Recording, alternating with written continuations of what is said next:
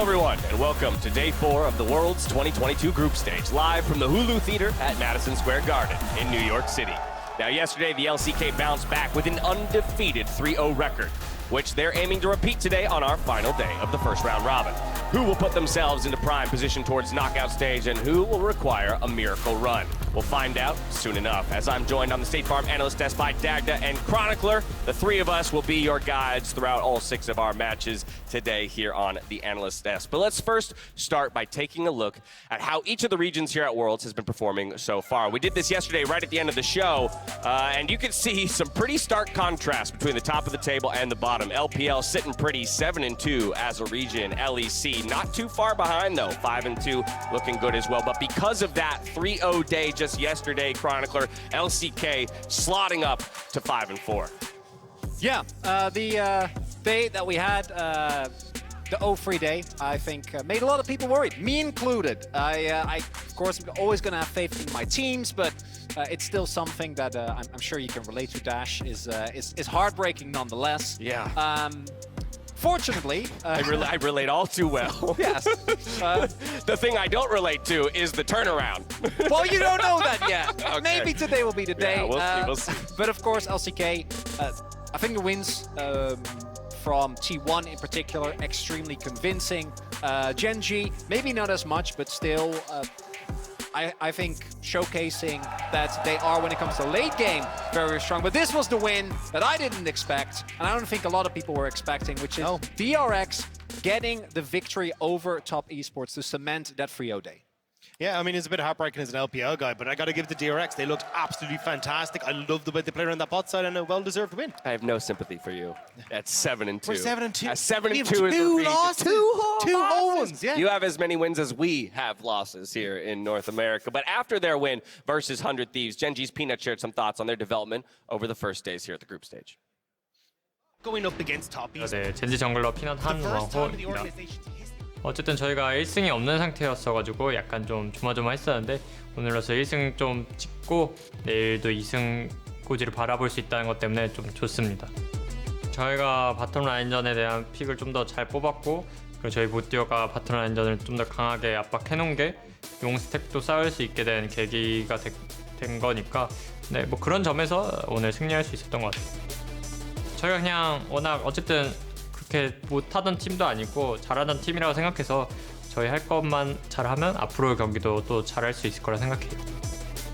CF4라는 팀도 잘하는 팀이라 생각하고 저희가 지금 물러설 수 없기 때문에 CF의 전도 잘할 수 있도록 노력 많이 할 테니 좋은 경기력 보여드리겠습니다. 네. 계속 좋은 모습 보여드리고 싶고, 그리고 좀 더 나아지는 모습 계속 보여드릴 수 있도록 노력 많이 하겠습니다. Sights set on improvement. I'm just so happy that Peanut's here. I've been a longtime fan ever since his first game on the LCK stage many years ago, playing Rengar. Full aggression. I became an instant fan. So I would love to see him in peak form. We'll see if they can find it here in the 2022 group stage. That's going to bring us to our overall standings across all 4 groups, though. And as you will see, Group B, C, and D all have one team undefeated at 2-0, and that would be JDG, Rogue, and Royal Never Give Up. Group A, though, already concluding their first round robin with a 3-way tie at 2-1 between Edward Gaming, Fnatic, and T1. And Fnatic's upsurge and them clearly benefiting, like many other teams, from playing in play-ins, really very, very warmed up.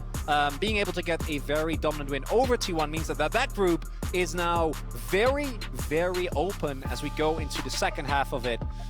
Because I was expecting, like I think many people, EDG and T1 to be further ahead. But even the game where EDG got disadvantage, which is Sivir and Yuumi getting a double kill, level 1, wasn't a complete disaster. And I think that going into next week, I think we can see a lot of fireworks from this group. Yeah, I've been really impressed with Fnatic going up against the T1 and EDG, right? Like this EDG game, honestly, this could have been a Fnatic game if Viper hadn't gotten those early kills, which kind of snowballed and accelerated him into a better position. So I'm really looking forward to seeing what Fnatic are going to bring to the table, more so in Group A as we, well, look towards next week when they play again. But I got to give a shout out to Azael as well, right? Azael looked at this group and went, there's an argument for every single team in this group to try and win this, and Fnatic definitely putting their names forward with the performances they've had. Absolutely. And while this might change today, when it comes to the overall standings, at least from my perspective, even though we have a few 2-0 teams, it doesn't really feel like there's a very clear tournament favorite. Where in years past, we always have our sights set on 1 or 2 teams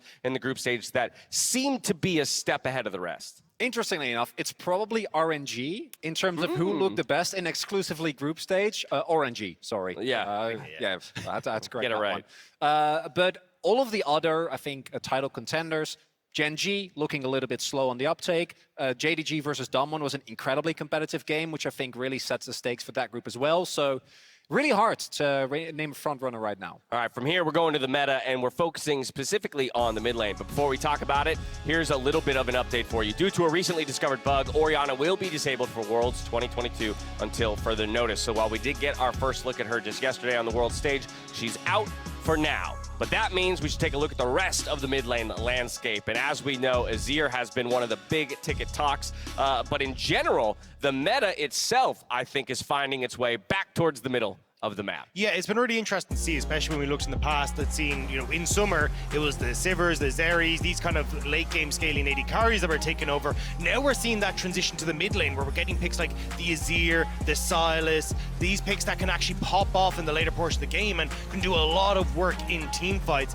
And it's been really interesting to look towards the names that have stepped up on these carries, like Humanoid that we're seeing, like the likes of FLICKR, although he's playing a little bit more of the Akali and these kind of things. Xiaohu, Yagao as well, looking great. It's been super interesting to see how this has developed now. That mid lane is going to be such a big focus when you look at the damage percents. What I think is cool is that even when it's not about the DPS champions, Azir and Victor come to mind here, with the Lissandras and the Akalis, it still feels like they're very much kind of the core focus of their team in the games that T1 won. With that Akali, it was very much the core of what made it work. DRX have really relied on Zeka with the Akali and the Sylas as well.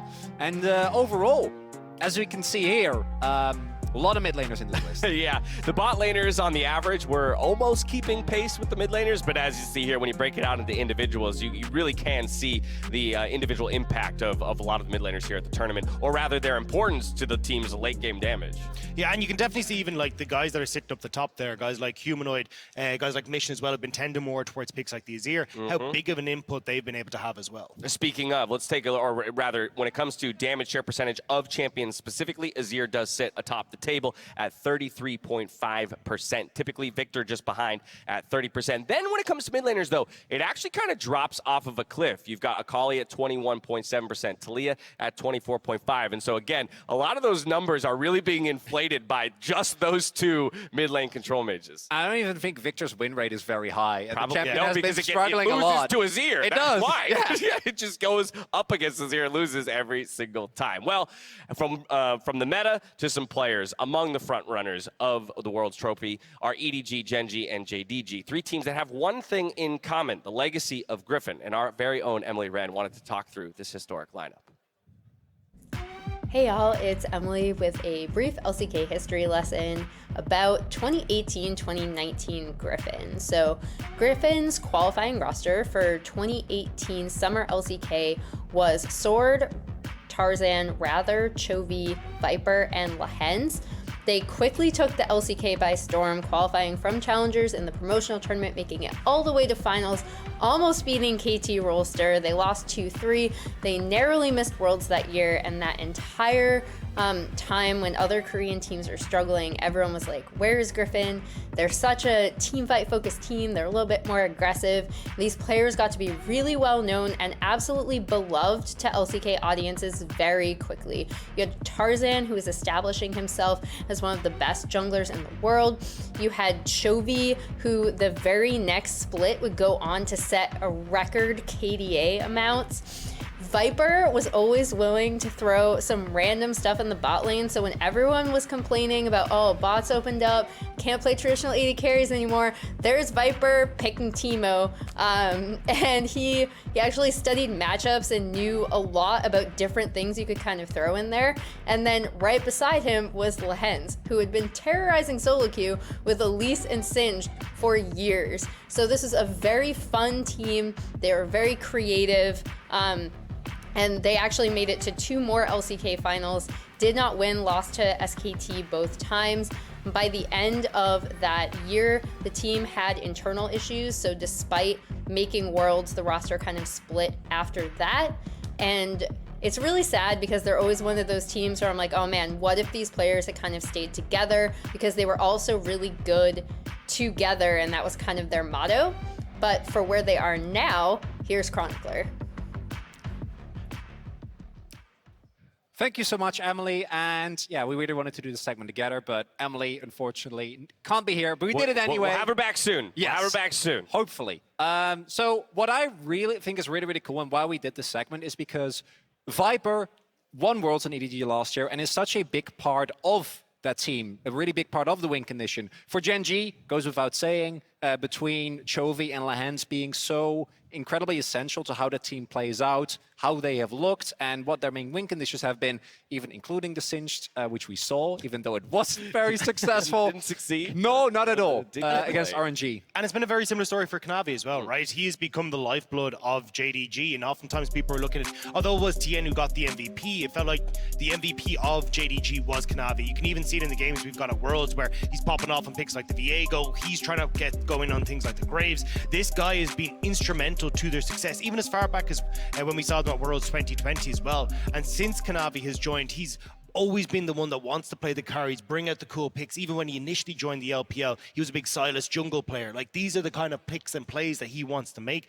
And it's great to see his legacy from Griffin kind of continuing on here onto the world stage. And the craziest thing is, he wasn't even on the main roster. He was playing behind Tarzan, who was only a single game away from qualifying. So crazy to see years down the line. It's phenomenal to see the growth of these players, their trajectory and their careers, all ending up here at the World Championship. And yes, Kanavi, a big part of that 2-0 for JDG as they stand right now in their group. It's time for a bit of fun, though, here on the State Farm Analyst Desk. I don't know if that's suggesting that we haven't had fun up to this point. I feel like we're having a good time. We've had a great time. Let's have some more fun, though. What we did is we asked none other than our very own audience here in New York to give us some juicy Worlds trivia. So we're going to work through them. We haven't seen these before. We're on a team. We're just going to hopefully go 4 for 4 on these questions. All right. We get Jed or Emily for calling, right? Yeah. I kind of wait. We are hurting for no Jad or Emily on the desk at the moment get 'em? because they're usually the trivia, the trivia ringers. All right. First question. This one comes from Seth from Florida, and he asks, "What's the highest CS score this Worlds?" Oh. So that would just be player. That would also include play-ins. So in my head, we got to think of a long game. It's going to be one of the play-ins games. We had a couple 50-minute. I think it was 40. Yeah, 45. like late 40s, 50-minute games. But do you even remember? I'm gonna say. At this point? Oh no, my little thing. I'm gonna say 368. I'm gonna say 410. I think we did. I think in a 40-minute game. 400. 410, maybe. Are we all going 410? I mean, we're ride or on die. team. We're ride or die. Okay, 410. 410 410 is what we're going with. It was Zeka at 453. Okay. Not bad, not bad. We got close. What champion? He didn't do that on an Akali, did he? What did he do that on? Because that's all I remember is that Akali matches from play-ins. My goodness, wow, what a CS score. All right, Seth from Florida's got 2 questions apparently. This one is, what is the most picked champion of all time at Worlds? If it's not like Corki or Orianna. Rise or something. Maybe Rise? Yeah. I feel like there are sometimes when... Because Rise goes right the way back. We always joke about how it comes back to Corki, though, in Worlds metas. Obviously, he hasn't been played this year. Corki got released late. Isn't it this year? So Rise just has more time. Well, Corki was still on the early side of champions. Azir might be a good front runner as well. But Azir is going to miss out on some of the early, right? So like Season 3, you're not going to have Azir games. So that's why I'm tempted to say it's more like a Corki or a Rise, LeBlanc or an Ori and LeBlanc. Syndra as well, although no, she's either in or she's out. Okay. Yeah.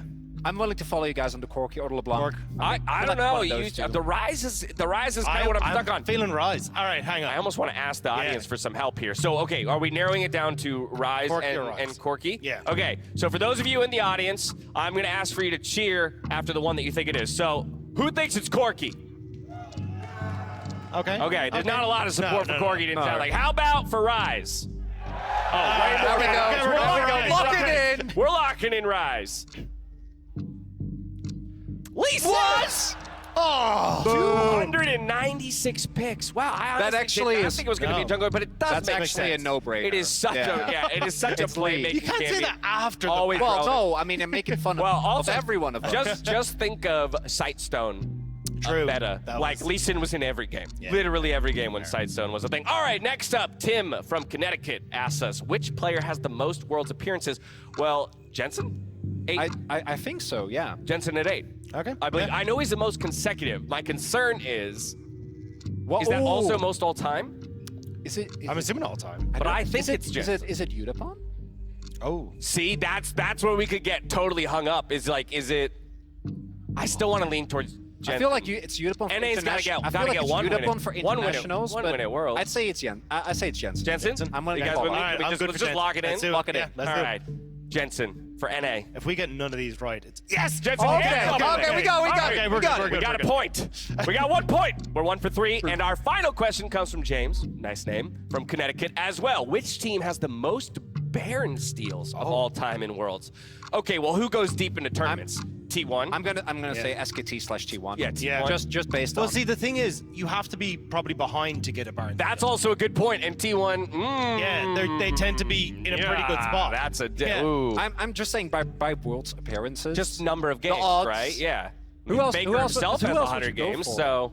like RNG maybe. I'm thinking orange. So here's yeah. so we know that the second most games by a player is Perks at Worlds. That's so not G2, that's not helping. So G2 Jankos was king of steals as well for a little while, so that could actually be it. Is it a Could Jankos be- record It could be a G2 for record. G2? I'm gonna stick. You gonna with, stick with I'm gonna T1? stick with, but you guys. No, I think we were in this We're on a together, team. man. You can't Okay. separate. Also, I just don't want to end up on losing to you either. Like if you go to 2 points and we stick at 1. Okay, no, we're in this together. Are we all going Okay. T1 then? Let's do T1. Look, they are the most. All right. They are historically the most winning. It's org, just the right? odds. Okay. We're playing Okay, the odds. we'll go We're T- going all right. T1. We're playing the odds. I feel like they win too often. EDG. Oh, How many did they get last year on You their know, way to winning the whole damn you know thing? who would have known that? Who? Emily. Emily, True. 100% Yeah. would have known that. I'm fairly I feel like certain. 7 is We're the low. worst. Emily and Jat are both separately back in their hotel rooms acing this quiz. Yeah. Yeah, they're 4 like, for 4. how do they not know this? Yeah, I don't even have to verify with them. I'm fairly certain they got it correct. Well, that was a ton of fun. Thank you all so much for the questions that you threw in. From did here, terribly. we go to the schedule. We did do terribly. 1 for 4. Okay. JDG will kick things off against G2 Esports before we get to Rogue versus Top. Damwon Key and Evil Geniuses will be the third matchup of the day before we hop on over to 100 Thieves versus Royal Never Give Up. Gen G Flying Oyster, and then we close things out with GAM Esports versus DRX. Now, in our featured matchup presented by Mercedes-Benz, LEC champions Rogue look to continue their dominance and solidify their place at the top of Group C, but standing in their way is none other than the LPL Titans, Top Esports.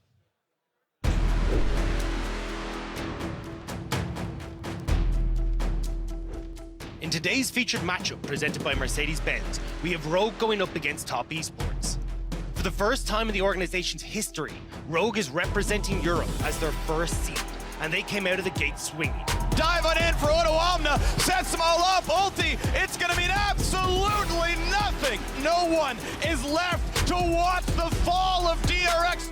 But so did the LPL Titans Top Esports in their second world appearance. Last time they were here, they left European fans with a burning desire for revenge after reverse sweeping Fnatic and spawning one of esports' biggest curses. It starts with success. World champion from 2018, Jackilo, has also given LEC fans heartbreaks in years past. Prowling Projectile gets the news. That's a fantastic spell shield. Steadfast presence to deny everyone any exit from this situation. Levi gonna have to book it to get himself out of there. Tien just flashing forward with that heroic charge. On top of it, the double snare to come forward with the final chapter, and it's another 2 to be picked up, this time for the bottom lane. With Comp putting on a clinic in his first Worlds performance, this game's focus is bound to be the bot lane. Bubble lands, gets a lot of damage across, forcing the flash, the follow! And first blood for Comp, welcome to the World Championship! For both of these teams, this would be the real test, and a win here will be critical to coming out on top in Group C. Tien is a monster, but that's why I'm particularly excited to see how Malrong matches up against him, given the way that he played just yesterday on that Jarvan. We know how much Malrong is in terms of importance to Rogue's success. And what I love about Malrong is that his performance cannot be tied to stats. You can look at these stats and go, oh, what's he doing? But if you actually look at the games, the amount of work that he gets done is incredible. He is able to find so many early ganks He's able to not only evade the vision that is available, but also punish everyone that might even slightly overextend. And as someone who loves Malrang, but was maybe a little bit doubtful of whether or not he could keep up the performance that he's shown in the LEC, it's still working. And I think it's super, super cool. Yeah, and I mean, look, it's a very similar story when you look across at Tien as well, right? Like, when you look at the way he's been playing these games, it's very much been about, hey, I want to try and facilitate my lanes. Like, we saw that Poppy gank where he just hid behind the wall, waited for the play to happen, and suddenly he's there, right? These are the things that are making Tien such a strong jungler for top esports, and why it was so pivotal yesterday when we saw him got shut down, because it just meant he couldn't have that same sort of impact that he's had not only here at Worlds, but also previously in the LP. Yeah, both facilitators. One's doing it on Tank Pompey, the other one's doing it on Umbral Glaive Jarvis. Oh, yeah. Because why not? Let's just build lethality and go at people. Gotta love it. Gotta love that fight. And honestly, Rogue, as the 1 seed and atop the table, they're the team to beat right now. So that's the other thing to consider. While I think most people would still consider top the favorite in that matchup, you gotta remember, it's about getting it done. And top so far has been a little, wishy-washy on that regard. And historically, this has kind of been the biggest problem for top esports as well, right? When you look at them domestically, it hasn't been all sunshines and roses. This is a team that likes to play in a knife's edge, and when they end up fumbling, they fumble hard, and that's why we've seen even clips from, Jackie Love, I actually think had a fantastic playoffs, and it feels unfortunate that the stamp he gets is that Game 5 versus JDG in the finals where he messed up, but this is the problem with top esports. It's that consistency where they don't always play at the highest level that we expect from them, and it can come back to bite them. Absolutely. Oh, go ahead. Yeah, and for Rogue, it's not necessarily about consistency as such, but it's about actually playing up to the form that you see from them. And that's why I think the LEC finals was so cool, because they finally were able to showcase the performance that they did throughout most of the split in a high-stakes game. That comes in our second slot of the day, but now we turn our attention to game number 1, JDG versus G2 Esports. Let's start on the side of G2 Esports, because it's been an interesting development, their approach to the game here at Worlds in the group stage. Yeah, I actually like that they started to swap things up, right? Because when we look at them domestically, unfortunately, the bot side has kind of been a big talking point about it. What is the strength of Flakked and Targamas? So I thought this was more the style they'd go for coming into Worlds, trying to play through mid lane, play up towards top side, facilitate BrokenBlade on carries, because as you know, he's someone who loves to bring out these wacky picks like the Yone top and everything else that he kind of made his own in the LEC.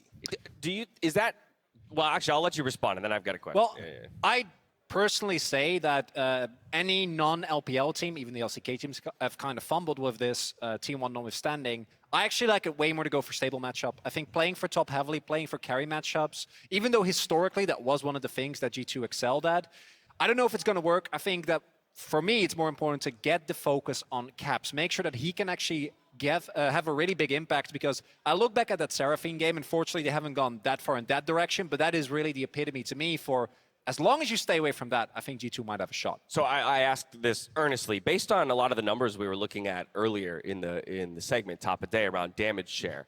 We had mid laners right around 27%, bot laners just below that, 26%. Top laners far behind that. Is top carry really a viable strategy in the World's meta? I think the biggest thing is, like, you're seeing very diverse styles, right? Even within 369 and BrokenBlade, who are on your screens, right? 369, we've even seen him hover things like the Scion and the Orns and these kind of things. Like, he's happy to go for the tank. We even got the tank Gragas coming out yesterday as well. Whereas when you look across at people like BrokenBlade that are more willing to play these carry-orientated champions, that's where you're seeing those damage numbers rise up. So, I mean, even when you look at this, right, 5th for BrokenBlade, 9th for 369, we're seeing a dichotomy between the styles of teams. And I think that's one of the fascinating things that we've seen at Worlds, is just how flexible the style that you can bring to the table at Worlds 2022 is. Actually, I like that you pointed out those damage per minute numbers as well, because if I recall correctly, this is from memory, the average damage per minute of a number of those mid laners is 535, so it's only 5 above. And so, yeah, breaking it out down to individuals and not averaging out the role itself does speak to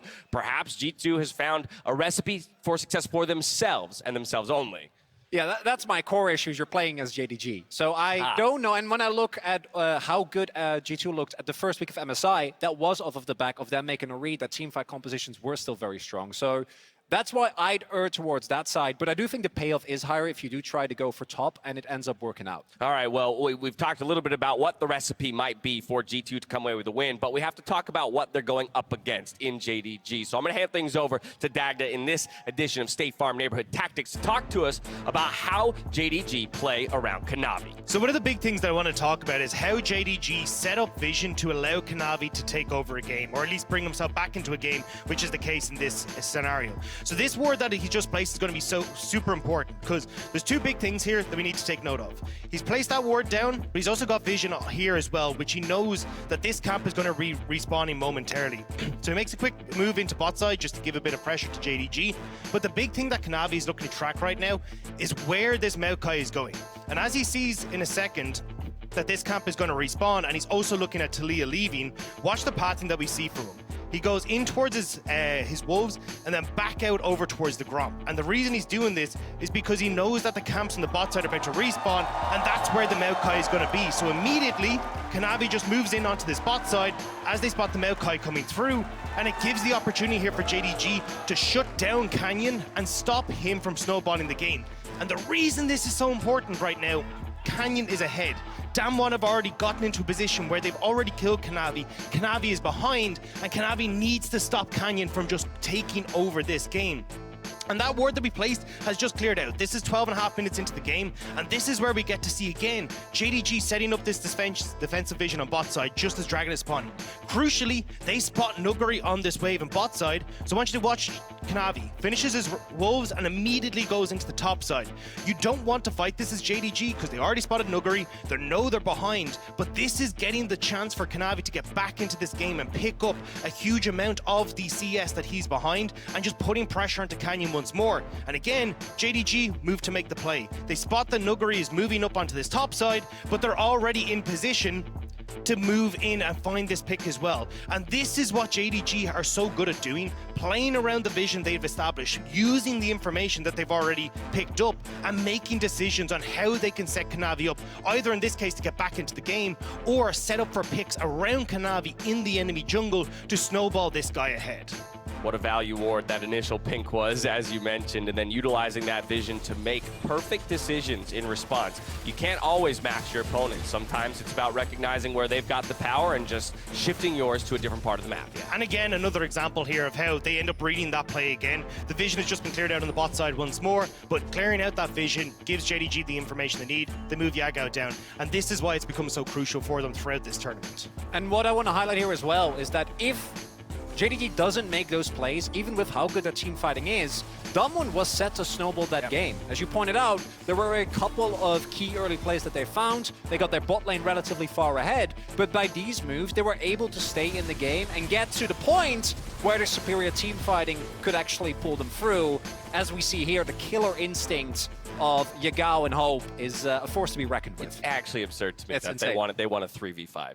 They won a 3v5. I mean, I know that they didn't just flip that fight, right? In talking to the players, they called out the fact that in tracking summoner spells, they made the call. We know what they do and don't have in terms of resources, and we can take advantage of that even though we're only 3 strong. And hearing the story from the horse's mouth as well, we actually did a chat with Grabs back after Worlds 2020 when G2 played against JDG, and they were scrimming with them as well. And he was like, whenever we take a Scryer's Bloom at the wrong time, Kanavi has us tracked for the next 5 minutes. It becomes so difficult for us to actually find an opportunity to try and push our advantages. So I think this is going to be so crucial to today's game. Minute and a half to go for game time. It's time for us to pull up the MasterCard fan predictions. Again, 9 for 9 are the fans. They still haven't missed a single one. And so let's see where they're throwing their weight this time around. It is a very close, perhaps our closest of all the fan predictions up to this point. 51.9% in favor, though, of JDG. I'd follow that. Yeah. I'm down for that. I'm not brave enough. I mean, obviously you're not going to go against JDG, but I think especially with what JDG has shown against Damwon, a team that I rate incredibly highly in the current meta, and especially with the amount of agency they had in the previous draft, it's just really hard for me to see angles. And I think as well, especially when you look at how well JDG played through their mid-jungle, where you're going up against G2, who want to try and play through their mid-jungle, right? It feels like that's going to be a big clash. I think a huge portion of this is, can Yagao get the priority that he needs to set up for this vision, set up for these picks, or do we instead see Jankos getting the kills in mid and snowballing caps as well. So I'm just confirming JDG All on the the way. predictions. All- I mean, all day, every day. After Sorry, you were sorry. talking up, Can I get a Gio JDG from the crowd? Because it feels like it's just going to be absolutely unstoppable for these guys. after all of the explanation about how BrokenBlade is going to carry through the top lane, Yeah. you're still going I still think it's gonna hop be to it. the other side. Yeah. All right, fine. There's no faith here on the desk for G2 Esports taking down the giants of JDG. We'll find out soon enough as we get down to the stage to kick off the final day of the first round robin.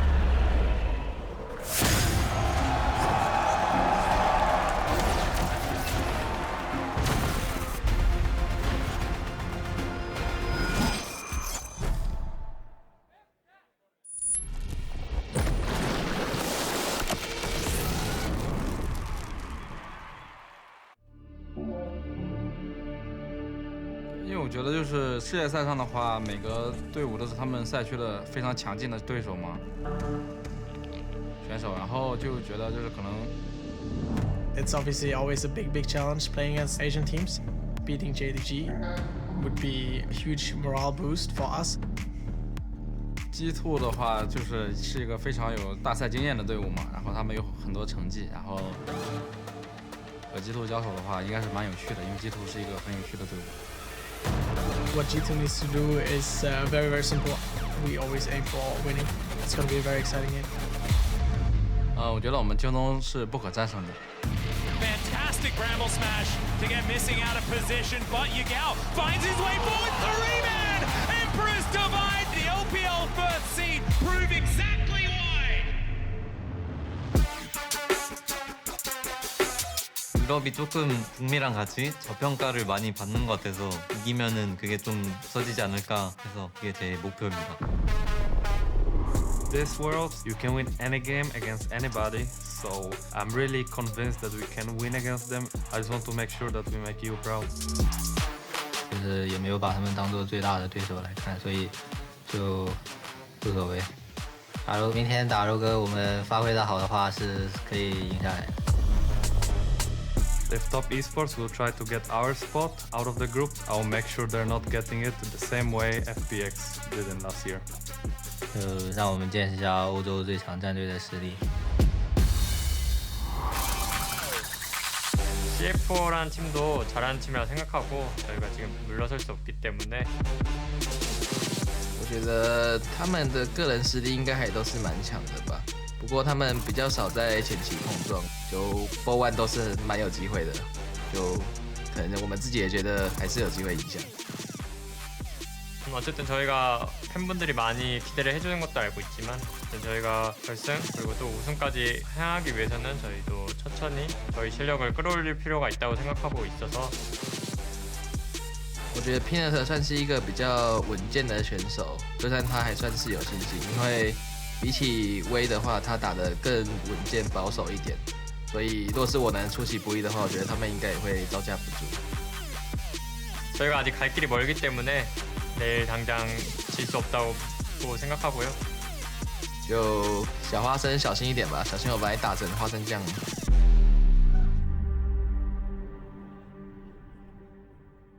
Don't ever say it's over if I'm breathing. Racing to the moonlight and I'm speeding. I'm headed to the stars, ready to go far. We'll start walking. Don't ever say it's over if I'm breathing. Racing to the moonlight and I'm speeding. I'm headed to the stars, ready to go far. We'll start walking.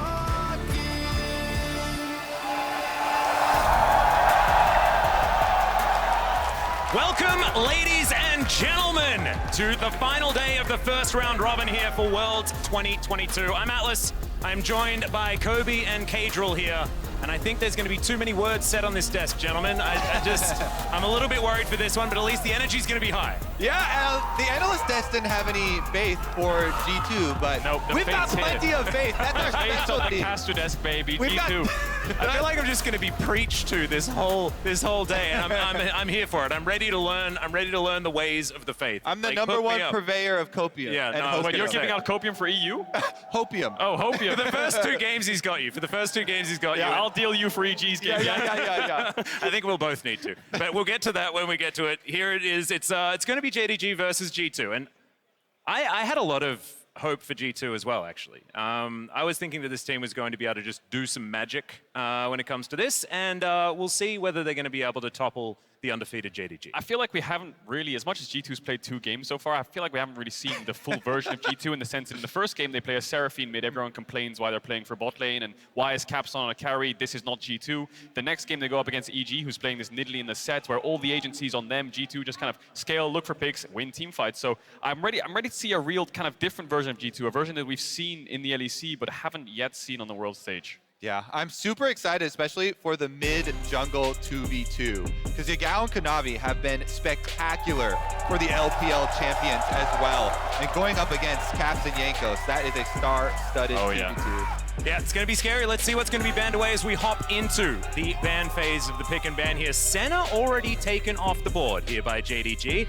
Not wanting to deal with those shenanigans, and we're going to have to see something else out of Yagao. His 2 in a row Azir going to be taken away. Yeah, it makes a lot of sense. I wonder if G2 are going to ban Graves here. There's the Maokai ban up against G2. Lots of teams prioritizing that one. But Kanavi is the one player that I think of as the carry jungler of this tournament who will never go for things like the Maokai. Yuumi's still up, Yuumi's still up. Graves is still up. G2. What are they going to... Yuumi or Caitlyn gets left up here. Or Graves. I mean, that's also a worthwhile ban here. We did see a gentleman's agreement. No ban, no pick Yuumi yesterday. We could have that again, but Ice is going to be banned. So I like this from G2. They're like, we can just get 2 of the big picks. You pick one of them. I don't think it's necessarily the greatest of choices. The crowd is erupting. The boos are coming out. Yuumi might be the pick, and it is indeed for JDG. Now the question is, does G2 try to deny things that JDG will want? Things that come to mind are the Caitlyn. Things that come to mind are the Graves. What is their option? Yeah, I definitely think, especially jungle priority there with the Graves. It has been so good in Worlds games, in Champions Queue games. It is the go-to carry jungler. And this determining pick here, the first 3 for G2, will show what type of strategy they want to go with. Caps on Sylas, though, people will be happy to see that. This is definitely one of those playmaking champions. You know, this, the Akali, something like that is what G2 fans definitely want. Yeah, we'll see what they round out the 2-3 with here, JDG, to match. They have a lot of options. You know, you can pick jungle AD carry with the Yuumi, make sure you don't have to drop to 4-5. Whoa! Seraphine picked up, so that must be Flakked or Targamas' Seraphine. A flex in the bot side. Now, normally they play that with the Senna. The Senna's taken away. We could see something a bit crazy from G2 here along the lines of Seraphine Swain. Targamas plays a lot of Swain. Or a normal AD carry paired up with the Seraphine. Looks like it'll be a Sivir here for JDG. I think the Seraphine always does so much better when it gets farm, it gets money too. So I'm hoping it goes into the hands of Flakked and it's not going to be the kind of starved support role. Meanwhile, for Yagao though, does he want to lock in like skill matchup like Akali or something like that, or go with the farm? Ooh, I like the LeBlanc. That's an exciting choice. I'd like them to lock away the Graves here. Skill! I think it'd be very important for G2 to be able to get some extra damage of the physical variety. But that's Renekton, just locked away here. I'm personally feeling a little bit worried about JDG because we've seen Renekton's used against them to zero effect. Nuggery work out at all. Definitely struggled on 0-4-0. I think he was on the Renekton. This won't be a flex for JDG. We haven't seen Yagao play Renekton once this summer. Now, it could be something he plays first time here on the world stage, but 369 is a Renekton connoisseur. This is going to be the Graves denial and pickup for Jankos. Of course, such a strong meta jungler right now in terms of the carry junglers. And with Maokai Sejuani being down, there's a little... the tank pool has been pinched. And I think it's necessary to get it now, before the next round of bans, because you're already showing Seraphine having that more supportive, carry from the bottom lane here. So get Jankos on that Graves is going to be huge here. Matchup into Kanavi. They will need frontline topside, though. I wonder if an Ornn ban here for JDG is worth it. I'm thinking, too, some of the answers into Graves, because Graves have become so popular, a lot of junglers have been practicing these pocket picks. You know, the Nidalee has been used, but you can also take the skill matchup of the Kindred. Saw a bunch of these games in Champions Queue immediately slammed down by a couple of the LPL junglers. Yeah, and my mind is going towards some of the old, Damwon Kia drafts, right? Where you've got the Renekton, you've got an AD mid lane as well, and you pick up that Nidalee that Kanavi was very good at in the past. I think you might be onto something there, Kobe. Yeah, I think Nidalee or Taliyah, these are the two AP junglers with the most setup. And G2 have banned away the Akali. They can drop another ban here. Something like the Victor would make a lot of sense. Taliyah is a good ban as well because it covers off Yagao being able to play that as well into the Sylas, which can be a good matchup in denying the Sylas the push and stopping him from being able to roam around the map. The worked ground, doing a lot of work in team fights against Sylas Graves with these dashes. Yeah, the classic Akali going to be taken away, used into Sylas quite often, as mentioned. So what is going to be alongside it? The Bel'Veth taken off the board, of course, another favorite of Kanavi's. I'm so sad too, because I really wanted there to be more Bel'Veth on the world stage here, but they answer with the Pyke as well. The combination with Seraphine there, looking for that roam. You leave the Seraphine by itself, it can just blow up the wave and let Targamas roam around. I think that's a smart ban from JDG. JDG have a lot of options here. They could go for something like LeBlanc Lee Sin here on 4-5. They could also go for things like the Taliyah, which could work in mid and jungle, and pair that up with things like the Viego. So I think they have so many options on this 4-5. It's just a case of what they feel most comfortable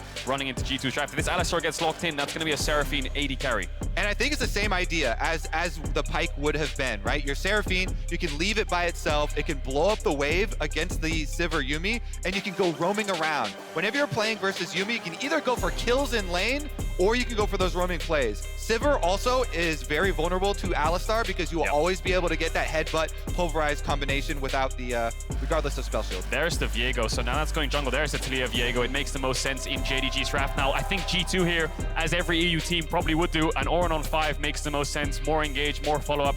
The problem they have is Renekton and Taliyah are going to focus on this top side, and if you pick something in terms of like a skill matchup that can match them like a Gnar, you may fall behind. Oh my god! He's gone for Darius instead! So he calls their bluff. It's going to be an Armageddon on the top side of the map here for both of these teams. This is G2 though. This is BrokenBlade. Send resources to top lane. Top lane carry.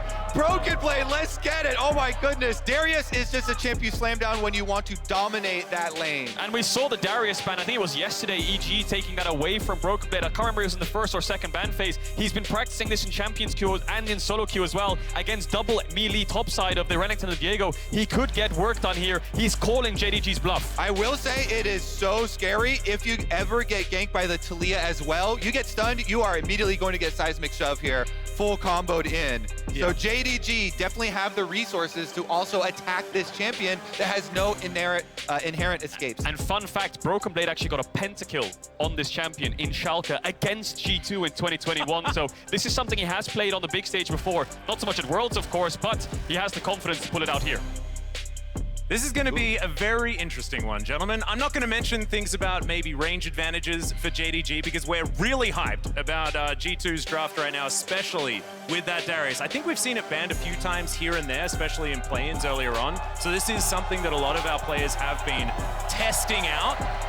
We'll see whether it's going to work out here for G2 because there are certainly some question marks for me as to how this one's going to go, but I like this a lot more. Being able to play around caps, I think is just so important. Those flash, baby, like you have to with Darius. Get that lane dominance. BrokenBlade going with both mobility summoners to really lay it on thick. And that's the thing, right? You'll see it once we get into the game. Beautiful banners across the summoner's rift, but BrokenBlade is playing this Darius with Ghost and Flash, as does every Darius in all of your solo queue games. Means that he has no TP. Any bad trades could come back to bite him, but Flakked has the TP on the Seraphine. Yagao chose to go for the Ignite, but has the Spellbook, so he can swap the TP worst case in the mid to late game. But I think a lot of our focus this game, gentlemen, is going to be topside. Oh, for sure it is. There will be blood. That is an absolutely easy one. Of course, over the side of JDG, not the most interesting as far as the top side is concerned, but we're going to have our eyes glued to BrokenBlade on this Darius. Because I think it's going to be very important for G2 to be able to put a stop to JDG's ability to get this Yuumi Sivir to the late game. It's so exciting to watch, too, because especially from jungle perspective, with this many volatile lanes, you have a lot of opportunities. Kanavi here, he could actually go play off of Taliyah early on. You get that Flash Viego stun on a Sylas when he's going off on melee minions, and you can definitely set up the easy seismic shove that way, too. Yeah, I'm just going to highlight this ward here that JDG have placed. Now, this ward right here actually covers the Graves from doing something like a red and then going over the wall or coming around here. This ward spots out both of them, which could mean that Kanavi loses these topside camps and then innately cannot contest the topside. This covers that off. Exactly, and speaking of the other wards, caps there we saw with the super delayed ward in on red, trying to see about Kanavi trying to come to play with the Taliyah, that stun into segment shove play too. So they know he's going to be wrapping around here off of Raptors. And we'll see if they both ping-pong back up to the top side. The only thing that's really worth mentioning in the bot side is, of course, the Yuumi will scale really well and the Alistar works into the Sivir. So in the case of bot lane, G2 have set up to make aggressive plays onto JDG if they want to, but if this is left in isolation, JDG will naturally get the push.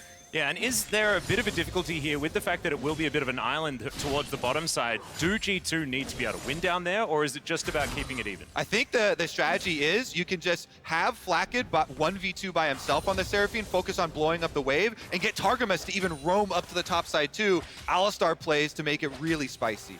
I like that. Get the cow out of the paddock. Make sure he's getting around there, doing what he needs to do. JDG with a lot of shove here towards this bottom side, of course, will generally do that until Flakked gets, you know, an item or two.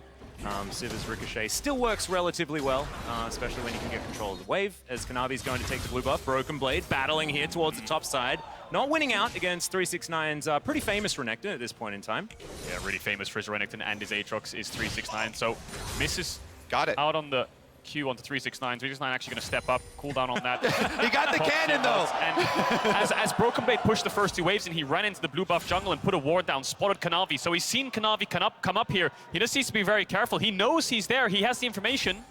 Well, the flash comes out. The ghost is there as well. BrokenBlade definitely wanted to get out of there. Jankos on the Krugs at the moment, not going to need to assist just yet. As Yagao full health, going to take Caps below half. It was a beautiful game of chicken, because like H was saying, they have that information there, so he's waiting for it, he's expecting it, and still, JDG, 1 for 2 on the summoner spells because the Ghost also popped there, and Kanavi did not flash follow, and here they're going to meet up in the Tri-Brush again.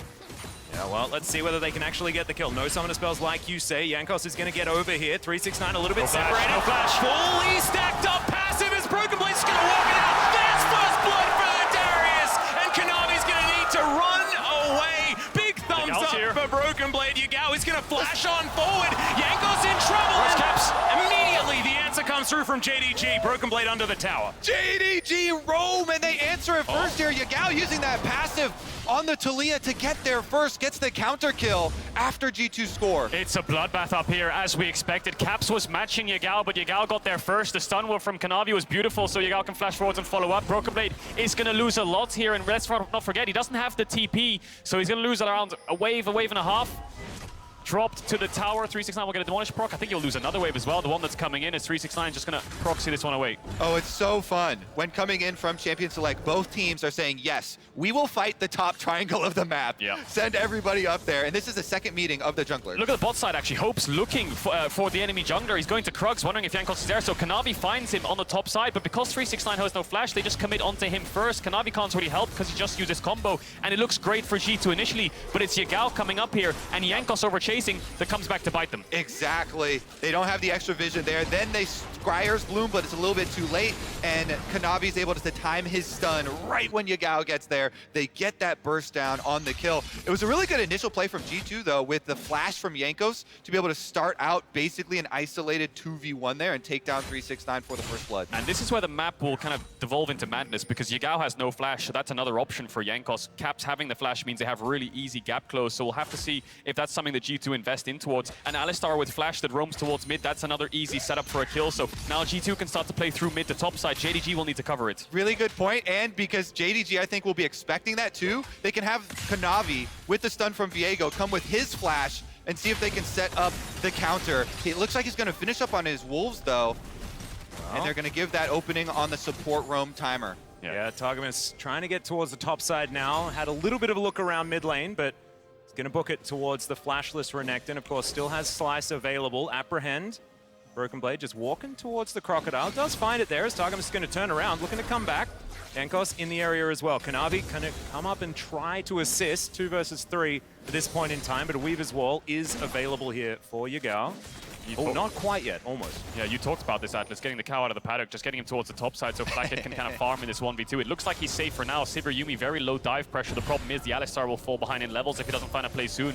See if Yagao spots him out over the wall, doesn't decide to ward, and Caps with the mid push means it's very hard to make a play here. Yeah, I think that's really important that JDG are able to actually breach this first window of the support roam timers that we've been talking up from Champion Select. Nothing, if there's no action during a desynced roam timer on supports, that's very good for JDG. So Targamas gonna have to walk his way all the way back bottom, and they're gonna make the swap here. Look, Flakked going mid on the Seraphine. Interesting. So that means that Caps will be bots without TP. and that means contesting Herald becomes a whole lot harder in a minute's time. I think G2 are actually going back on that idea and saying, you know what, Flakked, come through mid and try to look for a little bit of vision, help Caps get some kind of control around this mid lane, and then go back towards the bot side with the wave coming in. Herald will be contested by both of these teams. And Flakked bringing a control ward with him too, off of that reset. Almost semi-support Seraphine coming through with the extra vision through the river, because those roams from mid lane are so important.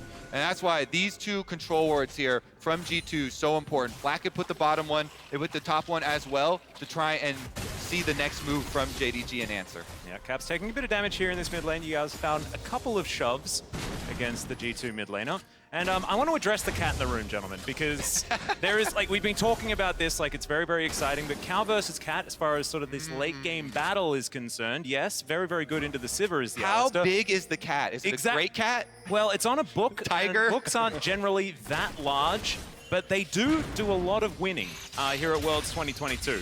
Is it going to be an insurmountable problem? You know, that's what I'm worried about here. I think the Enchanter match is on the Seraphine, right? So the scaling, as it will it be favor in favor of Yuumi, the Seraphine can kind of negate that and even it up until the late game at least. I think the issue with JDG's comp is they don't have any point-and-click hard engage in the sense where they can pick someone off at the blink of an eye. Yes, they can pop the On the Hunt and the Yuumi ult on top of that, but G2 have a lot of dashes to escape, whereas G2 have the Alistar. So looking for flanks, looking for angles onto these immobile carries is what G2 will want to do. And then they have all these divers, Seraphine all over the top of the Darius and the Sylas. It makes sense. JDG need to play the map well with the Taliyah ult. And I think what we're seeing right now is some really good timings from G2. They're able to go topside with the roam from Targamas first to guarantee the Rift Herald for themselves while not giving up the Dragon. Important for them to be able to focus on those neutral objectives so they can get actually both of them. Kanavi going for the gank though. Yep, Ghost already popped here as 369 out of slices and dices. And yeah, looking fantastic there, BrokenBlade. No need to flash this time around. Yeah, it's a Ghost trade for an ultimate trade, but you highlighted it there, Kobe. G2 picking up the Herald because of the Alistar move, playing for neutral objectives, and Jankos now pathing towards the bot side, it looks like. Could look for an early Drake. Caps, every time the camera comes here, he's getting hit by the combo. Targamas, though. Speaking of the combo, a lot of damage here. Great Encore is going to land there from Flakked, and Targamas just tanking them up. Flash out immediately, though, as Hope dives forward. Flakked, yeah, you can't tank all of those minions and Hope. The boomerang is going to get it on the return, and that's a kill for the Sivir. And they're not done yet. Yagao is going in. Well, he may not necessarily want to, but the seismic shove will pick it up. Oh no, tripped on the rocks. Jankos will be able to claim it. It's a a 1-for-2 in that particular point. Yeah, one for one, excuse me, sorry. Yeah, Jankos actually picking that up on the backside. So the Sivir doing so much damage in this lane. We were wondering about the story of the cat and the cow, but it was really Yagao and the cow, 1-for-1 behind enemy lines. And it leaves Caps pushing in the mid lane there. That's an extra timer. That's not a good 1-for-1 trade there for Yagao, because G2 are going to be able to start up Baron off that due to their mid pressure. Caps easily shoves that in, and another objective for G2. Good snipe from Hope here at the very end, though. So this is G2's full combo. Everything lands, except they can't get the kill. Ignite's down, everything's down, but yeah. I think the heal was held by missing until the Ignite fell off, and then he popped it. Hope with the lethal tempo, weaving an auto attack and dodging away from Flakked's spells, and then this Q just does so much damage. Flakked with no flash gets taken out. Yagao comes in to help out, ends up in a 1-for-1 trade on this lane here as Jankos gets the kill. Yeah, Jankos happy to receive this one. He's like, bruh, great trade. Able to get the extra kill here with his ultimate and his red smite as well. True damage still ticking there. I think the difference maker in the bottom 2v2, Targamas, because he's been roaming so much, was only level 5. So it's level 5 to level 6 on the Yuumi.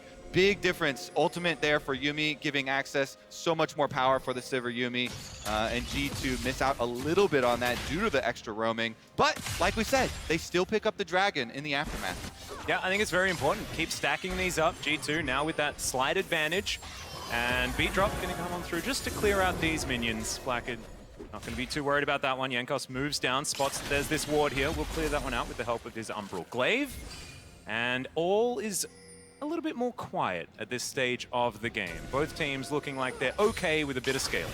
The question is, where does G2 put the Herald down? They're the ones who can make the next play. Yagao, no flash. Jankos hopping around, see if they can for the pick, but no. Caps decides against it. Going on that tower against the Unraveled Earth would be very dangerous. Ooh, Alcove Gaming. Yeah, Alcove Gaming coming in here from Kanavi. No flashes on the G2 bot lane. Oh, there it is. We do have the final chapter coming out. Targamas trying to get out of there. This time he's hit level 6. Does manage to get the trample to get a bit of a stun, but it's not going to be enough. A second kill for the Sivir, and also missing taking down Flakked. Caps will answer towards that mid lane.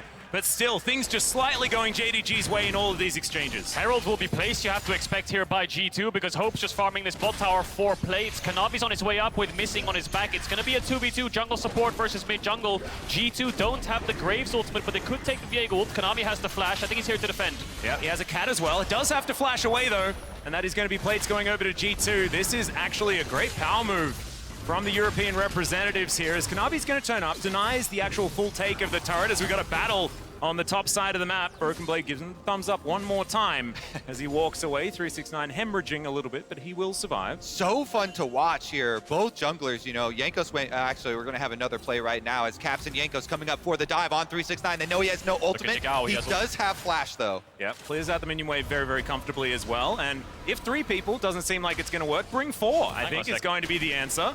And BrokenBlade just standing just barely out of turret range. Caps picks himself up the Dominus, and it's almost a disaster, but in the end, it works out. Caps just says, I'll tank, takes Renekton ult, runs past him, gets the kill, refuses to elaborate. They managed to make the play work without a wave. You say runs past him, he doesn't even have shoes. I think he just sauntered. We gotta go, we gotta go, we gotta go! It's all about the timers here because bottom side, JDG were making a play at the same time, so that's why Caps is like, hey, we can't wait for these minions. We have to go now. JDG are taking bottom side resources. We need to get this kill off, and they do take down 369. Yeah, let's just look at the map right now. We're gonna look at the replay first, then we'll take stock of the map, because this is the mid lane play that we missed out on. Yagao's hovering down towards the spot side on the play, seeing if he can impact it with the ult, but he has no flash, of course, so Caps flashes forward with the chains. Despite the knockback, he buffers it to make sure it connects, and then we saw the double kill in bot for JDG.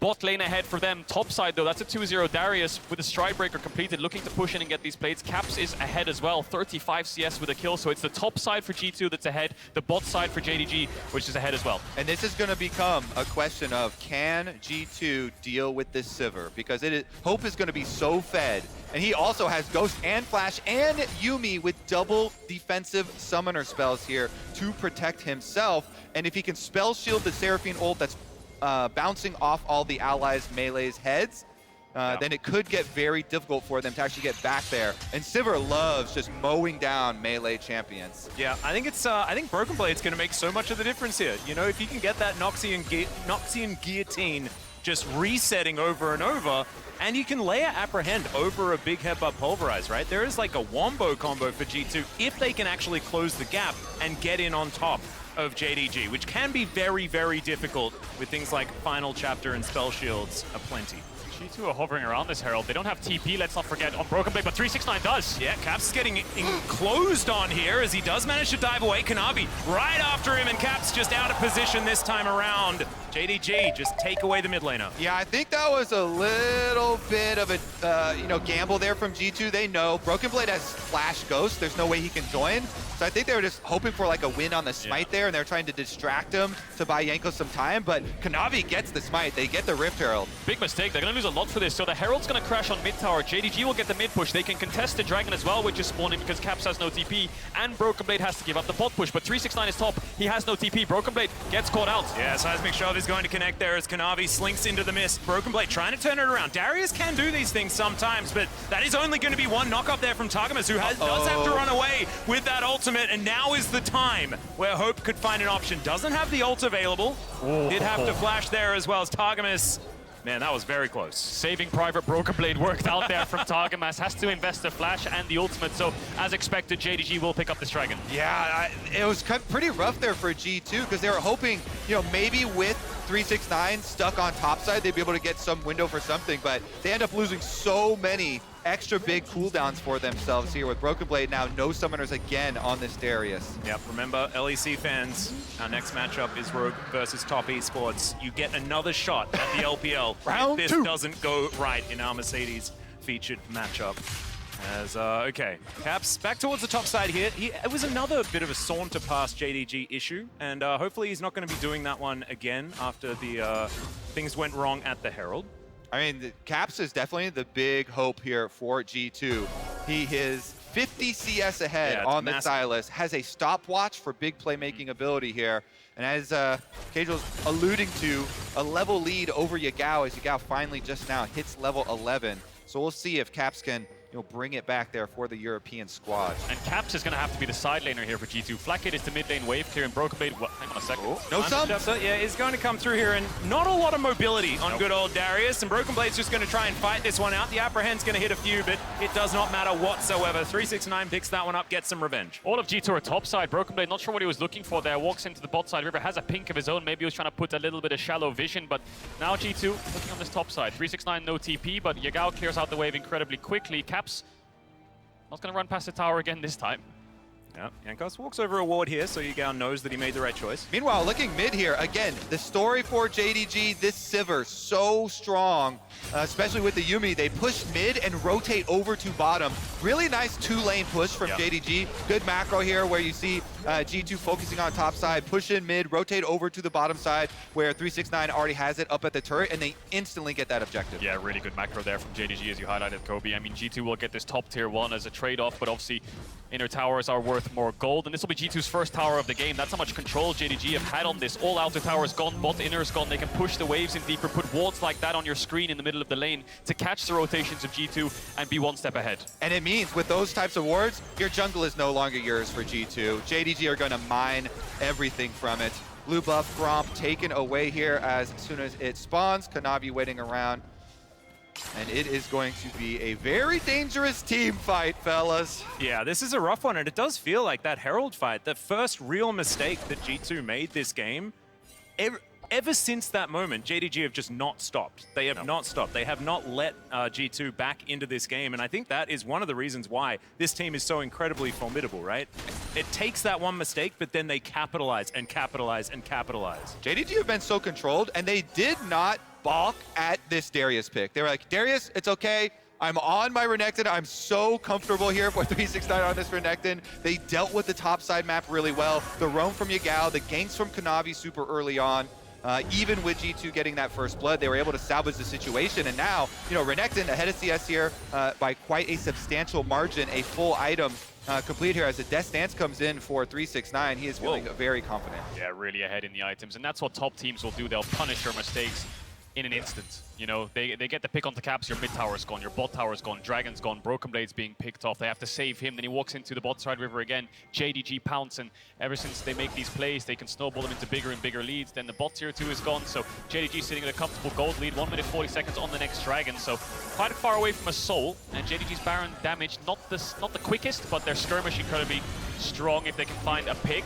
Yeah, speaking of which, inside the enemy jungle here, JDG just going to steal away this Brambleback by brute force. They're not going to be able to get any kills, but do manage to locate the jungle, take things away, and get control of this Baron pit as well. Outside of that one pesky little ward there that did give a bit of information over to G2. But still, the map's starting to get real dark. Yeah, and you're now going to start to see the drawbacks of having a top laner with Flash Ghost. Because it's so much more difficult to play the later game when you have to deal with Baron on the other side of the map, and the split pushing becomes so much more tenuous. It's basically like, Caps, okay, your teleport is so critical. That is our biggest cooldown, and his side laning is going to be imperative. Yeah, it's almost like a Hail Mary play, because once that TP is gone, your side lane pressure is gone, and you're forced to make plays and forced to fight into JDG to stop them from being able to control the sides. And with the Merc Treads and the Death Stance, I think Caps will lose against 369 as well, so it's more of a catching side waves game here for G2, catching mid waves. 35 seconds on this Dragon. I'm not too sure if G2 will look contested. Second Dragon stacked up, doesn't hurt you too much. You've got 10 minutes to find a Dragon yourselves. Just hope we can see how much damage he does already. Yeah. All right, Kadro, as your hopium dealer, I'll give you a mission for Targamas right now. The Alistar, if he's able to sneak through a bunch of control wards into one of these brush and pull out that engage instantly for G2, I feel like that could be your snap moment. JDG, though, they've controlled vision so well. Missing is doing so much damage here. Oh no, Targamas going to have to ult pretty early. 5 seconds on this Drake, like you guys were talking about. It's very important here. Weaver's Wall going to come through. Yagao feeling a little bit feisty, not going to be able to find too much, but JDG, full control of this Dragon. They can take it whenever they want. G2 just going to give it straight away. No Alistar ult, the poke coming out is too strong, and this is the problem that G2 have. Face checking into Taliyah Yuumi is so dangerous because they can just keep chunking out your health bars at such short cooldowns every time you walk up. I think you're right there, Kobe. The Alistar needs to find different angles. Coming from head-on is never going to work. He needs to channel his inner Ignar from Europe to find these crazy Alistar flanks. Ignar from Europe? When he was on Misfits, he was great at it. I would say hide on bush is the strategy here for G2 now. All right, well, 369 is going to discover Caps, or is it the other way around? They're able to do a fair bit of damage here. Oh! Lands on a 369. The apprehend pulls him back. That's a dead croc. Is Yagao going to get flashed on BrokenBlade? He's feeling himself. All right, not just going to run it out. It's okay. 1-4-0 in favor of G2. Bought some time, bought some space. A lot of summoners blown as well. I was ready for that fight to just continue into a big skirmish, but Yagao manages to get out despite the Stridebreaker landing. But look at the summoners on JDG. Yeah, Their mid-bot side just lost everything. Caps accepted the mission. Caps on the the Brush by Raptors over here, able to get a lot of those summoner spells out. This could be the window because I hate to be the harbinger of doom, but Hope is very close to his Infinity Edge, so maybe if G2 can punish before the summoner spells come up and before the Infinity Edge comes in, they're going to get a pick onto Yagao. Yeah, Yagao in, no man's land, doesn't have a flash, doesn't have a hope, and that is going to be Caps making sure they lock him down. 369 teleported in. I like that Caps committed the flash. Yeah, and look at the minimap here because BrokenBlade's pushing in on bot side. Well, they're bringing up, so there it is. Bot tier 1 is gone. And no TP on 369 helps the side lane out so much because now it's even on this side lane. BrokenBlade, once he gets the push, can move and force fights because he knows 369 cannot match, so they have to be very wary of how BrokenBlade moves around the map. Yeah, and this was what we were talking about before, right? JDG found G2's mistake and they capitalized. This time around, though, it's JDG that make the slide error, and G2 definitely getting the most out of it. We'll see whether they can transition this into a victory because the gold lead is pretty irrelevant at this point in time, right? 3,000 gold at 23.5 minutes, not going to be an issue. Infinity Edge complete for Hope. That's big issue. Three items strong on the Sivir with a 60% crit. And I think we're starting to see how G2's comp functions. Run at them is basically the only way they can make this happen. And Hope and Yagao having no flash. We'll see if G2 tries to punish that. I can imagine Caps taking away the Sivir ult and just sprinting at them while 369's on a side lane with the Dead Man's Plate, with the Darius Ghost. Could be enough to catch up, but with the Sivir ult of their own, they might kite back. Flakked TPing to the mid-tier 3. Maybe they were scared of a Baron's out there, so they were calling all members to this top side. Still no vision. JDG have started it up. G2 are unaware. Yeah, they do have an avenue towards this Baron pit. Of course, vision available for JDG, down to half health. A lot of damage available, like you guys say, onto this Baron. They are just going to back away. No flips this time around. Targamas in a bit of trouble. Slinks into the mist, does Kanavi. He's running very quickly. Targamas looking to turn it around, but only finds one knockup. Oh, the outpost just gigantic! Broken 3-2, we get the resets, and we may not even need them. Caps looking for the backline. Hope trying to escape. Final chapter available here for the Sylas in G2. I think they've just done it. They found a team fight. It made us equal Baron. It's 3 kills. Jankos is down. Caps is on the chase to find Hope, but he has no summoners in the ultimate. G2 are going to go towards this Baron while the despite I think they can secure it. They did it! They did it! The fight behind the red buff. G2 are able to take down Baron. Hope and Missing are going towards mid, though. They want to crack open this mid inhibitor tower. It was JDG who were the ones who forced this. They started up the Baron. They ran into this jungle, and it's Flakked who lands a huge Seraphine ult into the Darius E to pull them all into the meat grinder of G2. Caps wasn't even there. He was flanking. Yeah, the Baron is going to go down. It is going to be the tower falling in the mid lane. But here is that wraparound. Secret Agent count. Targamas gets the knock-up. Headbutt is going to be spell shielded. No, it's not actually. Gets it with the trample, and now Hope trying to chase him down. This Sivir is very, very dangerous as Caps will finally take him down. They'll take that trade because they get Missing as well. The cat can't do anything without his teammate. Mission success. The Secret Agent pulled it off. They trade a kill across, but that's a big shutdown onto Caps. Oh my goodness, they did it. They did it. Look at this wraparound. And the over chase, they all clump up here for JDG. Oh my god. And look at that Seraphine armed. And then pulled in by BrokenBlade, and then Caps on the left-hand side finds Hope and Missing to push them out. And the smoke screen from Jankos makes it so they can't see either. Kanavi tries to go in. Look at this. He wraps around for the blast cone over to the soul, picks it up, but then he just goes down as well. He can't get the execute onto Flakked, so they take out the enemy jungler, just open up an easy way. Look at those reactions!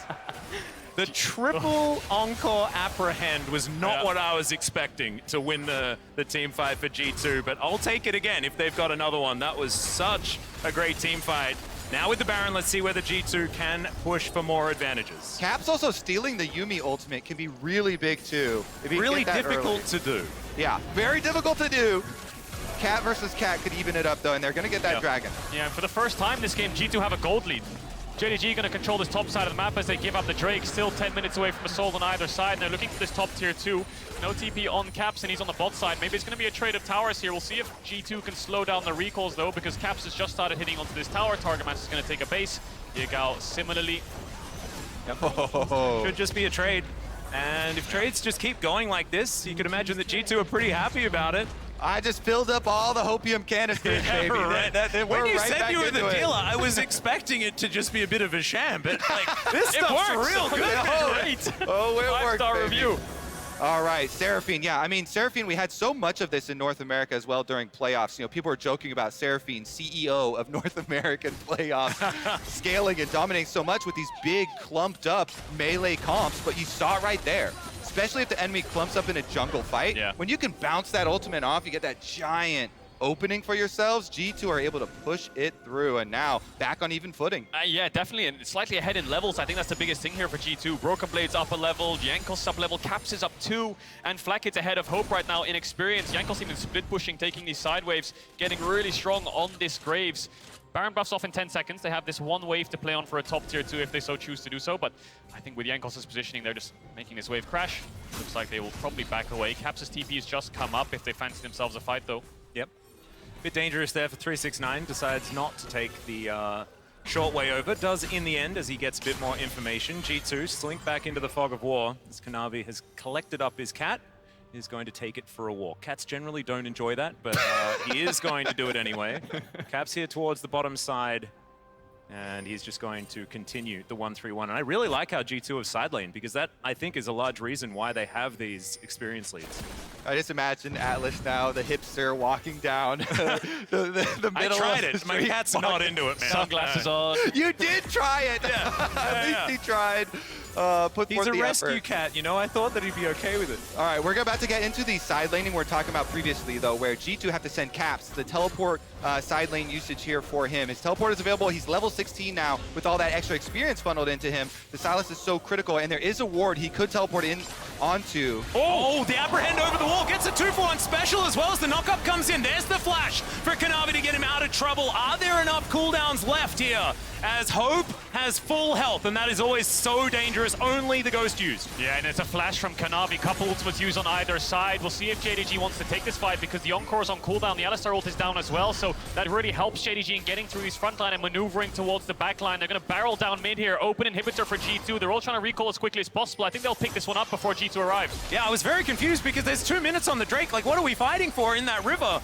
But JDG did look for it and then realized they could possibly take this inhibitor. G2 make it back, and the inhibitor just barely survives. BrokenBlade looking for his opportunity. Deadman's plate in his hands as well. I think one of the most critical cooldowns is that Seraphine ultimate, and when that thing whiffs there for the team fight, you can tell BrokenBlade, he's flirting with the flank, but you don't actually want to get that engaged without Flakked's ult ready for another big team fight. But you said it, Atlas. There's no objective, so they're just fighting over a vision right now, and G2 thought they had a pick. Caps wasn't really there in time, so they couldn't fully commit. And when the Sivir can stack up her lethal tempo and start free hitting with the Ghost and ult, you really can't outstop her as G2 if you don't burn through their front line. So now they're setting up some vision towards this top side. 50 seconds on the Baron. And we'll see if G2 are the ones who decide to rush it and try to burn it down and maybe look for a turn with Targamas' flash onto Kanavi. Yeah, if you can control the vision and force them to come through either of these small corridors to line up for one of those Seraphine ultimates, then you can enable yourselves a really, really easy team fight. But JDG trying to get in there and clear some of that vision out themselves. Yeah, some of the problems here for G2 are, though, is that they just don't have enough damage for the Baron quickly enough, right?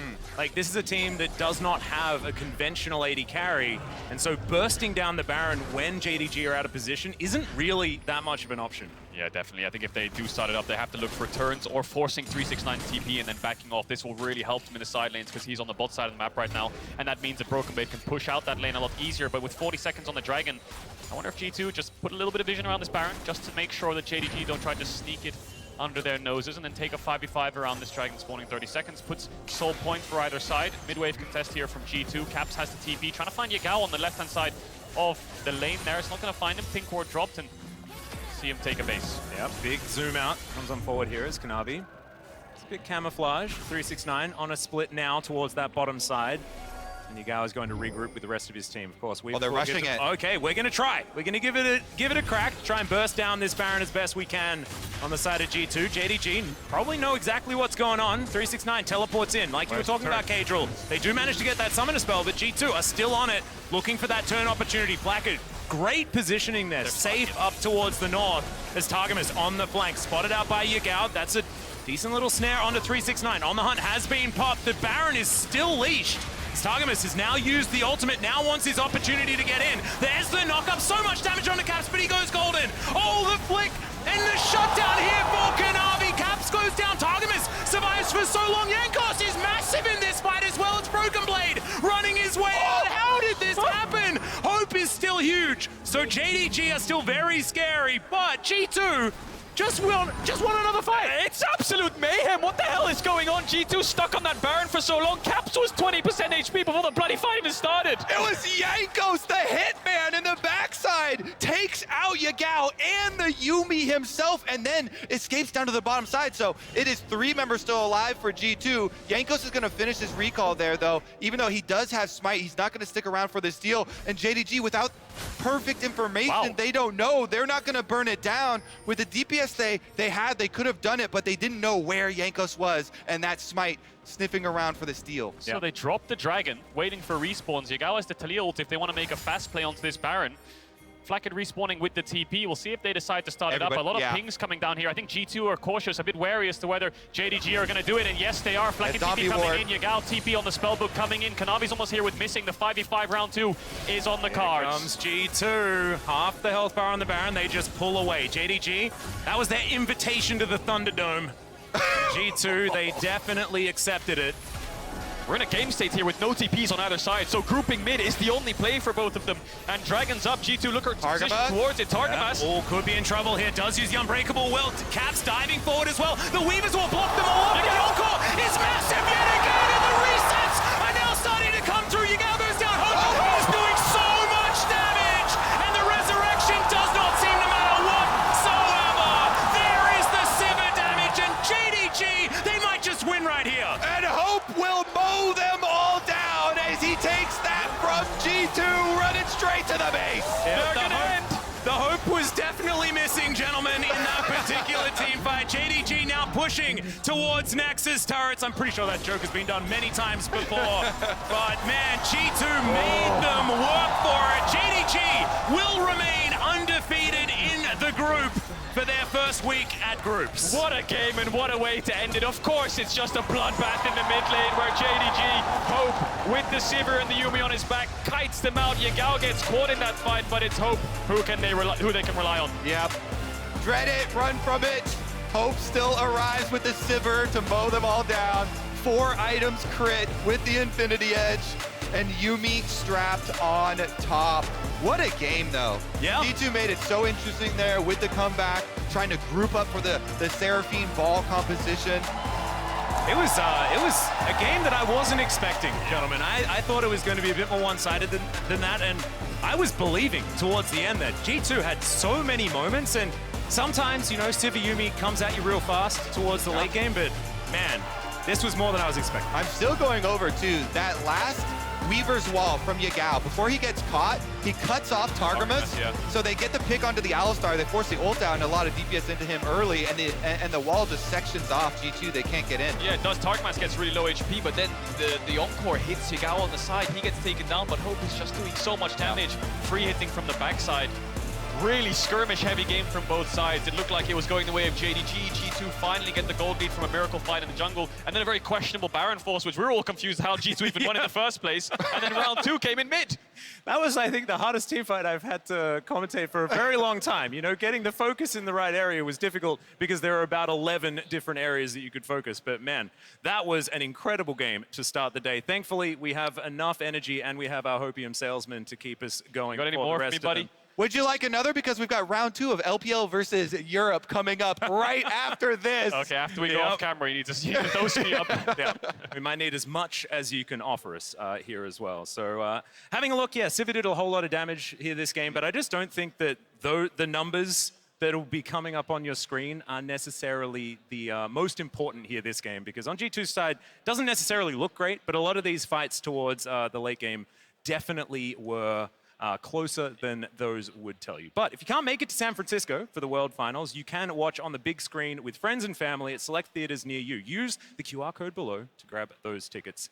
And now, Shox will be speaking with Yagao in a few short moments, but we are first going to head over to the State Farm analyst desk.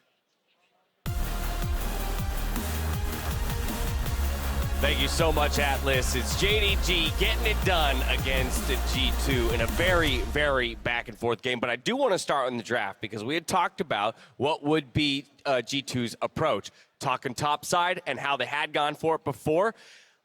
The Darius comes out. Left unbanned this time around, and BrokenBlade picks it up. Yeah, I think it was really cool to see the Darius coming in, right? Because you look at that composition, you got a lot of AP, we need something that's AD heavy. With the Gnar gone, Darius goes into the top side, and I was like, hey, this is really cool. They're going to start playing around it. But then it started to kind of fall apart a little bit. Yeah, because even though it tied into both of our points, because Caps, I think, also had a lot more agency with this, even though the bot lane didn't really need to do a whole lot, because even though I always prefer Sivir Yuumi when it comes to scaling, Seraphine and Alistar in terms of utility still enable the rest of the team, G2's bot lane took more risks than were necessary, and I think that that might have actually, if you see how close that game was, be something that they're going to look back towards and be like, oh, if we played a little bit more disciplined and then to give Hope those resources, might have changed the game. Look, it's the LPL special, right? You mind game the bot lane into giving you the extra 2 kills. We saw with Fnatic yesterday. It's going to be G2 again today. But honestly, like, this is where I was looking going, okay, Darius is in a really good spot, right? He gets the early kill. He's going to get the reset, going to be in a fine spot. But the thing was, because BrokenBlade didn't actually go for the reset here, it means that then he ends up missing out on this big wave that's about to crash in a moment as well. And this was thanks to Yagao having that roam. And part of the downside of Caps having agency on the Sylas is that he isn't going to be able to match the push from something like a Taliyah, and that's where JDG were able to use that Taliyah to start to get the roam top, to start to cover some of the deficiencies that were going to happen in this Renekton Darius. Yeah, in general, got a question, Jankos kind of continuing to contest Kanavi there in the top lane. When you know that that Taliyah's roaming, because Caps is following, and that is kind of what puts BrokenBlade into a tough position up there. Even though he gets that initial kill, he's far behind in CS, and this is what we're talking about when it comes to the bot lane, picking up tons of kills for that Sivir and kind of accelerating her to her late game state. And I'm so glad to see Hope having these kind of pop-off moments, right? Like this movement that he had on that play to pick up the kill on the bottom side. Hope is someone that, I mean, us in the LPL were big fans of in 2020. He had phenomenal performances on things like the Varus, but we never really got to see him achieve much because he got replaced by Viper. Now that he's come up from the LDL, he looked fantastic on JDG.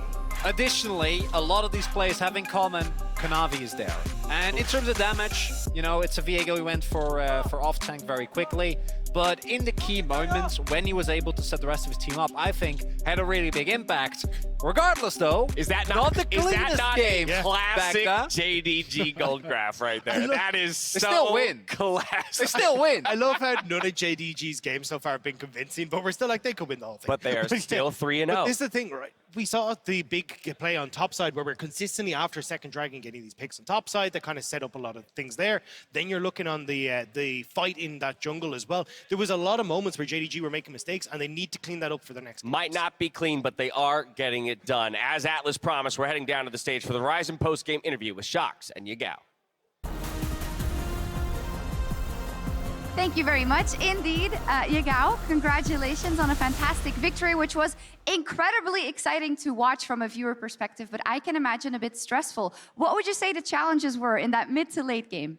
那首先，恭喜你们获得本场比赛的胜利。作为观看者而言，毫无疑问是非常精彩的一局对决。但是，可能对于你们在台上打会有那么一点点的焦灼。所以说，可能在游戏的中后期，你们所遇到的挑战是什么呢？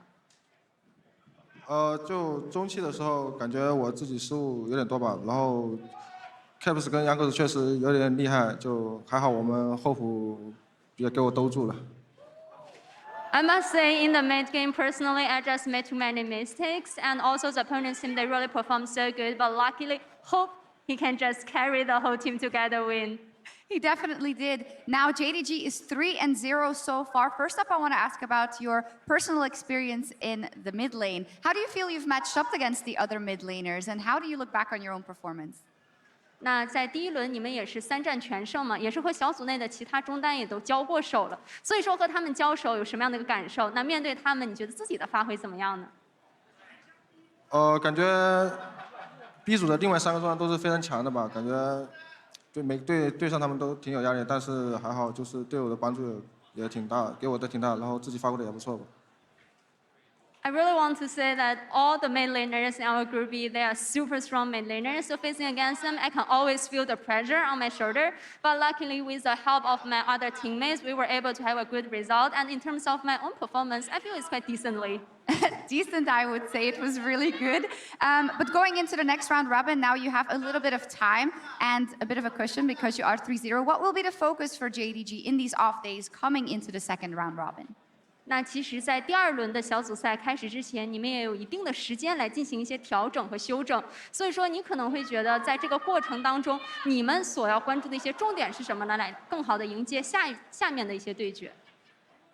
虽然我们现在3个连，但是还是要第2轮的话，还是要，因为第2轮肯定是会比打的第1轮更好的，所以说还是要警惕其他3个队伍吧。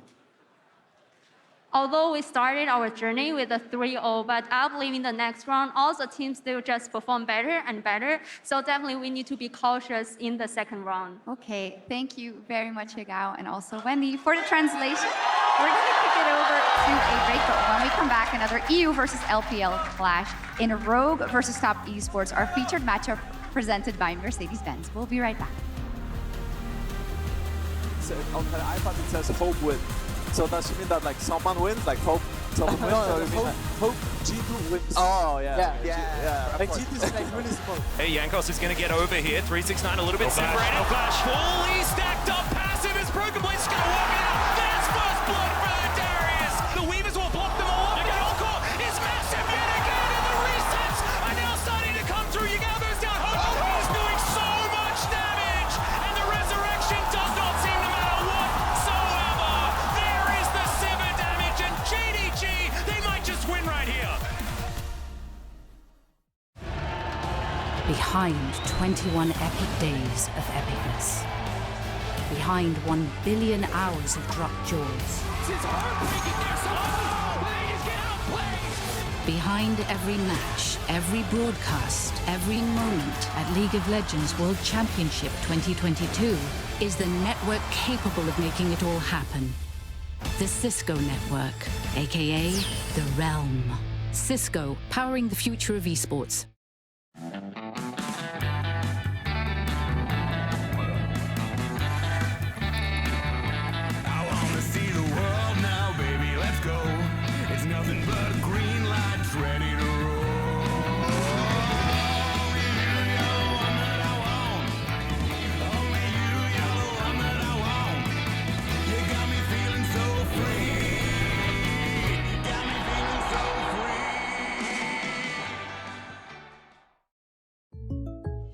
Yeah, that's the most I can give you. Fine. Then it's time for the ace up my sleeve. My beloved squishy pig with original holographic cover art. Hey, Ash, what you selling? Save the references, Jake from State Farm. I'm saying goodbye. This little piggy went to the game store. You don't have to sell your favorite games. State Farm has coverage options, so you get a rate that fits your budget. Thanks, Jake. Hands off the squish! For surprisingly great rates that fit any budget, like a good neighbor, State Farm is there. Call or click to get a quote today.